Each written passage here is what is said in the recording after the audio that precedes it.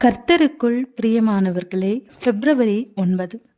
இன்றைய பனித்துளிகளின் தலைப்பானது நல்ல பழக்க வழக்கம். வசனம் 1 கொரிந்தியர் 15வது அதிகாரம் 33வது வசனம்.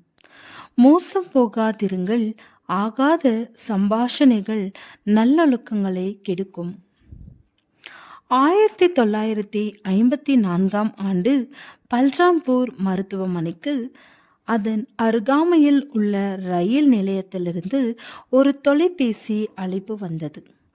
அந்த அழைப்பில் மிகவும் அவசரம், ஒரு சிறுவனுக்கு மருத்துவ உதவி தேவை, மருத்துவ ஊர்தியை அனுப்பி வையுங்கள் என்று கூறப்பட்டது.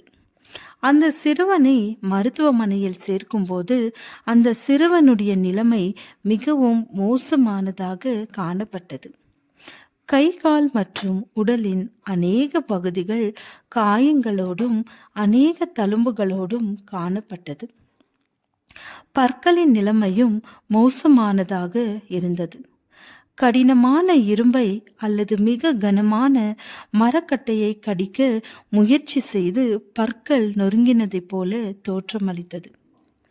சிறிது நாட்களுக்கு பிறகு அவனுடைய உடல் முன்னேற்றம் அடையும் போது மருத்துவமனையில் இருந்தவர்கள் அவனிடத்தில் பேச முயற்சி செய்தார்கள். ஆனாலும் பேசியது எதுவும் அவனுக்கு புரியவில்லை. அவனாலும் பேச முடியவில்லை. மிகுந்த குழப்பத்தின் மத்தியிலேயே மருத்துவர்கள் அவனுக்கு சிகிச்சை அளித்து வந்தார்கள். அவனுடைய பெயர் கூட தெரியாததால் மருத்துவமனை ஊழியர்கள் அவனுக்கு ராமு என்று பெயரிட்டார்கள். மற்ற குழந்தைகள் எல்லாம் குழந்தைகளோடு விளையாட ஆர்வம் காட்டிய போது இவனுக்கு அது போன்ற ஆர்வம் இல்லாதிருந்தது. மற்ற குழந்தைகளிடமிருந்து முற்றிலும் வேறுபட்டவனாக ராமு காணப்பட்டான். சிறுவர்கள் அறையில் இருந்து அங்கு இருக்கக்கூடிய குழந்தைகளை மருத்துவமனை ஊழியர்கள் அருகில் இருந்த உயிரியல் பூங்காவிற்கு அழைத்து சென்றனர். அப்படி அழைத்து சென்றபோது ராமுவின் செயல்கள் வித்தியாசமாக காணப்பட்டன. ஓநாய்களை பார்த்தவுடன் அவன் மிகவும் சந்தோஷப்பட்டு செய்த செயல்களை பார்த்தார்கள். ஓநாய்களோடு அவனால் பேச முடிந்தது. ஓநாய்களும் அதற்கு மறு உத்தரவு கொடுத்ததை அவர்கள் பார்க்க முடிந்தது. எனவே மருத்துவர்கள் அவனுக்கு ஒரு சில பரிசோதனைகளை செய்ய முடிவு செய்தார்கள். அந்த சோதனைகளின் முடிவில் ஒரு மனிதனைப் போல வாழ்வதை விட ஒரு ஓநாயைப் போல வாழவே ராமு முயற்சி செய்தான் என கண்டுபிடிக்கப்பட்டது.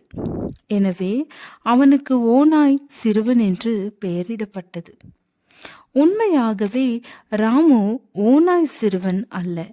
அவன் தேவனால் உண்டாக்கப்பட்ட விசேஷமான படைப்பாகிய மனிதன்தான். ஆனால் அவன் சிறு பிராயத்தில் இருந்து ஓநாய்கள் மத்தியில் இருந்ததால் அவனுடைய பழக்க வழக்கங்கள் அப்படியாக இருந்ததென நம்பப்படுகிறது.